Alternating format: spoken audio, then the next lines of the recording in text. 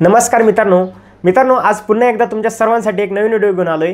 मित्रांनो आज आपण ह्या व्हिडिओमध्ये बघणार आहोत एसएससी जीडी 2025 चं फिजिकल कधी होणार आहे आणि मित्रांनो सगळ्यात इम्पॉर्टंट पॉइंट म्हणजे काय तर डॉक्युमेंट व्हेरिफिकेशन, भरतीसाठी लागणारे इम्पॉर्टंट डॉक्युमेंट। आज आपण हे दोन्ही पॉइंट ह्या व्हिडिओमध्ये कव्हर करणार आहोत आणि पूर्णपणे तुम्हाला स्टेप बाय स्टेप पूर्ण माहिती सांगणार आहे, पूर्ण तुम्हाला डॉक्युमेंटची लिस्ट दाखवणार आहे आणि भरतीसाठी डॉक्युमेंट किती इम्पॉर्टंट असतात।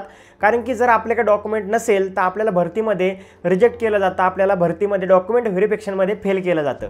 त्यामुळे मी तुम्हाला जेवढे पण काही डॉक्युमेंट सांगणार मित्रांनो, हे सर्व डॉक्युमेंट तुमच्याकडे असलेच पाहिजे। जर नसेल तर मित्रांनो लगेच काढून घ्या, कारण की सगळ्यात इम्पॉर्टंट आहे। मित्रांनो आपण एवढी मेहनत करतो, एवढी तयारी करतो, जर एका चुकीमुळे जर आपण बाहेर येत असलो किंवा आपल्याकडे डॉक्युमेंट जर नसेल तर त्याचा काही उपयोग होणार नाही। तुम्ही जर एसएससी जीडीची तयारी करताय, तुमचं फिजिकलसाठी सिलेक्शन झालंय तर हा व्हिडिओ शेवटपर्यंत नक्की बघा, कारण की आजच्या व्हिडिओमधून तुम्हाला खूप चांगली माहिती मिळणार आहे। आणि ह्या व्हिडिओमधून मित्रांनो तुम्हाला कुठंच जाण्याची गरज पडणार नाही डॉक्युमेंट शोधण्यासाठी, कारण की ह्या व्हिडिओमध्ये मी तुम्हाला त्याची लिस्ट पण देणार आहे आणि पूर्णपणे तुम्हाला त्याच्यामध्ये मी डॉक्युमेंट सांगणार आहे।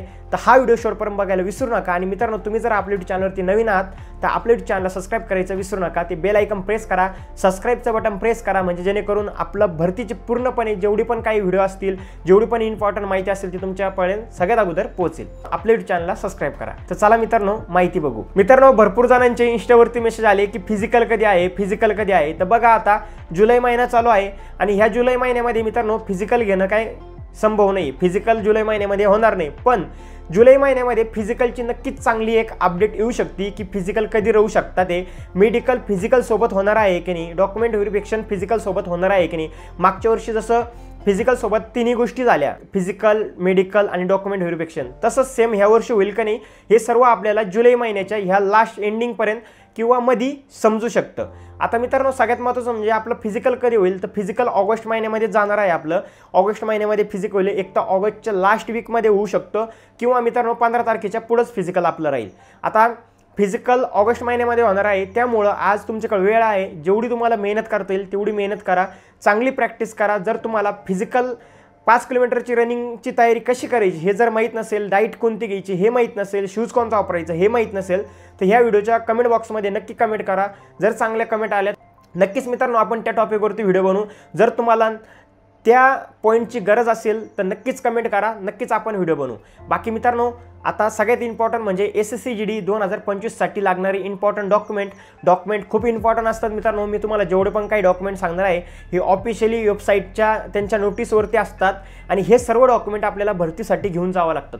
मी तुम्हाला जे काही डॉक्युमेंट सांगणार आहे मित्रांनो त्या डॉक्युमेंटची प्रत्येक डॉक्युमेंटची तुम्हाला 2 कॉपी लागणार आहे आणि हे पूर्णपणे तुम्हाला भरतीला घेऊनच जायचं आहे, कारण की याशिवाय मित्रांनो तुमचं डॉक्युमेंट व्हेरिफिकेशन होणार नाही आणि ते तुम्हाला टाइम देणार नाही की तू जा 2 दिवसामध्ये डॉक्युमेंट घेऊन ये आणि मग आम्हाला दाखवा, असं होणार नाही मित्रांनो। जर तुमच्याकडे डॉक्युमेंट नसेल तर तुम्हाला तिथंच डायरेक्टली जागेवर फेल केलं जाईल।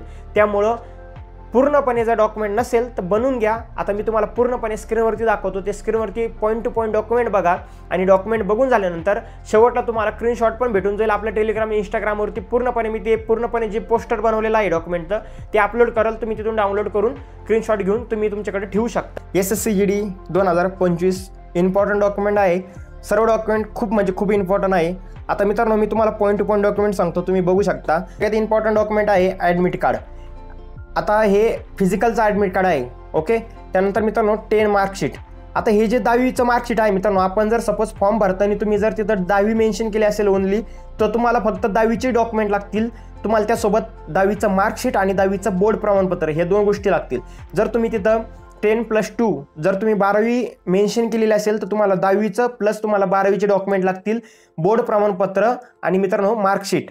आणि जर तुम्ही ग्रॅज्युएशन जर तिथं मेन्शन केलेलं असेल तर तुम्हाला ह्या तिन्ही डॉक्युमेंट लागतील, 10वीचं, 12वीचं आणि ग्रॅज्युएशन हे तिन्ही, आणि ग्रॅज्युएशनचे 3 वर्षाचे डॉक्युमेंट, म्हणजे असे पूर्णपणे तुम्हाला मित्रांनो मार्कशीट आणि बोर्ड प्रमाणपत्र डॉक्युमेंट लागतील।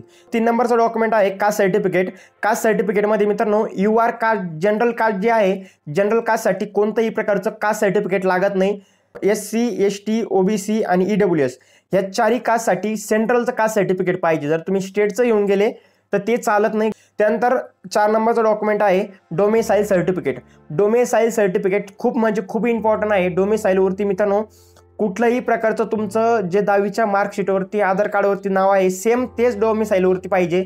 या पूर्ण डॉक्युमेंटमध्ये मित्रांनो सगळीकडे तुमचं सेम नाव असलं पाहिजे, सेम स्पेलिंग असली पाहिजे, ओके। नेक्स्ट आहे ID प्रूफ. ID प्रूफमध्ये तुम्ही आधार कार्ड घेऊन जाऊ शकता, PAN card, driving licence, voter ID या चारीमधून कोणतंही एक तुमच्याकडे ID प्रूफ पाहिजे. शक्यतो आधार कार्डच घेऊन जा. जर बाकीचे असेल तर तुम्ही कोणतंही घेऊन जाऊ शकता. जर आधार कार्ड नसेल, आधार कार्डावरती जर काही चुकलेलं असेल नाव वगैरे, तर तुम्ही पॅन कार्ड घेऊन जाऊ शकता, ड्रायव्हिंग लायसन घेऊन जाऊ शकता किंवा वोटर ID कार्ड नेलं तरी चालेल. हे तुमचं ID प्रूफ आहे. त्यानंतर मित्रांनो पासपोर्ट फोटो. पासपोर्ट फोटो किती पाहिजे? 4 पाहिजे. पण मित्रांनो तुम्ही तुमच्या सेफ्टीसाठी तुम्ही इथं 10 तुमचं पासपोर्ट फोटो घेऊन जा, कारण की तिथं लागतात. जर गरज पडली तर परत तुम्ही तिथं काढायला जाऊ शकणार नाही कुठे. त्यामुळे तुमच्याकडे जास्त पासपोर्ट फोटो साईज असू द्या. आता जेव्हा आपल्या नोटीस येते त्यामध्ये 4 सांगितले जातात, पण आपल्याकडे वाढव असलेलं काही नुकसान होणार नाही आपलं. त्यामुळे तुमच्याकडे 10 तरी पासपोर्ट फोटो तुम्ही ठेवा. त्यानंतर मित्रांनो सगळ्यात इम्पॉर्टंट म्हणजे NCCC सर्टिफिकेट. आता बरेच मित्र म्हणतात सर्वांना NCCC सर्टिफिकेट लागतं का? तर नाही मित्रांनो, ज्या मित्रांची NCC झालेली आहे आणि ज्या मित्रांनी फॉर्म भरताना NCC मेन्शन केली असेल त्या मित्रांना सर्वांना NCCC सर्टिफिकेट लागणार आहे.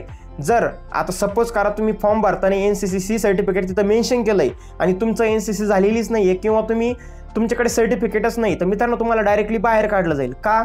तर मित्रांनो तुमच्यामुळे भरपूर मुलांचं नुकसान झालेलं असतं, कारण की तुम्हाला ऑलरेडी बाकीच्यांपेक्षा 8 मार्क एक्स्ट्रा दिले जातात. त्यामुळं NCCC सर्टिफिकेट कंपल्सरी ज्या मित्रांची NCC झालेली आहे त्यांना लागतं. बाकी ज्या मित्रांची नाही झाली त्यांना NCC सर्टिफिकेट लागत नाही. ज्या मित्रांची झाली त्यांनाच पाहिजे. आता तुमच्याकडे याच्यामध्ये स्पोर्ट्स सर्टिफिकेट जर कोणी मेन्शन केलेलं असेल तर स्पोर्ट सर्टिफिकेट तुम्ही तिथं घेऊन जाऊ शकता. बाकी याच्यामध्ये मित्रांनो हे 2 फोटोकॉपी पूर्णपणे तुम्हाला जेवढे पण मी डॉक्युमेंट सांगितले या सर्व डॉक्युमेंटचे तुम्हाला 2 तुमच्याकडे फोटोकॉपी पाहिजे, 2 प्रत्येकी झेरॉक्स पाहिजे सगळ्या याची आणि सेपरेट तुमच्याकडे पाहिजे. ओके. त्यानंतर मित्रांनो तुम्ही त्याच्यामध्ये सिग्नेचर केलेलं पाहिजे. प्रत्येक डॉक्युमेंटवरती सगळ्यात खाली तिथं सिग्नेचर करा तुमची, सेल्फ पार्टन म्हणतो आपण त्याला. ओके. तुम्हाला प्रत्येक डॉक्युमेंटवरती सिग्नेचर करावं लागेल. तुम्ही जर भरतीला गेले तर ते तिथं सांगतात की डॉक्युमेंटवरती तुम्ही सिग्नेचर केली का नाही.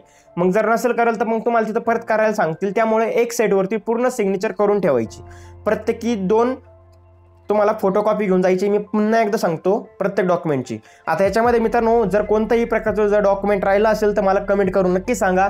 जेव्हा पण आपलं ॲडमिट कार्ड येईल तेव्हा मी पुन्हा एकदा डॉक्युमेंटचा व्हिडिओ बनवेल, त्यामध्ये आपण ते ॲड करून घेऊ. बाकी सगळ्यात इम्पॉर्टंट एवढे डॉक्युमेंट होते. तुम्हाला जर स्क्रीनशॉट काढायचा असेल तर तुम्ही स्क्रीनशॉट काढू शकता. याचा एक स्क्रीनशॉट काढून तुमच्याकडे ठेवू शकता किंवा तुम्हाला आपल्या सोशल मीडियावरती, टेलिग्रामवरती, इंस्टाग्रामवरती हे पोस्टर तुम्हाला मिळून जाईल. बाकी मित्रांनो एवढे डॉक्युमेंट आहे. याच्यामधले जर काही डॉक्युमेंट नसेल तर डोमिसाईल नसेल तर डोमिसाईल काढू शकता, पासपोर्ट फोटो काढू शकता, ID प्रूफ नसेल ID प्रूफ पण काढू शकता. ओके. बाकी मित्रांनो जर आजचा व्हिडिओ आवडला असेल तर तुमच्या मित्रांना हा व्हिडिओ शेअर करायला विसरू नका. मित्रांनो तुम्ही पूर्णपणे स्क्रीनवरती माहिती बघितलीच असेल, तुम्हाला पूर्ण माहिती समजली असेल भरतीसाठी कोणकोणते डॉक्युमेंट लागतात. मित्रांनो मी तुम्हाला जेवढे पण डॉक्युमेंट सांगितले हे सगळ्यात इम्पॉर्टंट डॉक्युमेंट असतात.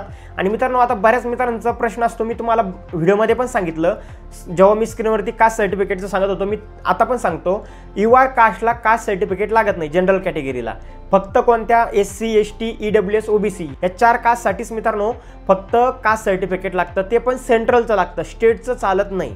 बाकी मित्रांनो अजून जर तुम्हाला काही माहिती हवी असेल तर कमेंट करून नक्की सांगा. मित्रांनो तुमची जर कमेंट आली, जर चांगला पॉईंट असला तर आपण नक्कीच त्यावरती व्हिडिओ बनवू. त्यामुळे ह्या व्हिडिओच्या कमेंट बॉक्समध्ये चांगली कमेंट करत चला. आणि सगळ्यात महत्त्वाचं म्हणजे ज्या मित्रांना हे पूर्ण डॉक्युमेंट मराठीमध्ये पाहिजे तर कमेंट बॉक्समध्ये मित्रांनो मी लिस्ट दिलेली आहे. त्या लिस्टचा तुम्ही स्क्रीनशॉट घेऊ शकता आणि तुमच्याकडे ठेवू शकता. तुम्ही भरतीला जाताना ते डॉक्युमेंट घेऊन जाऊ शकता.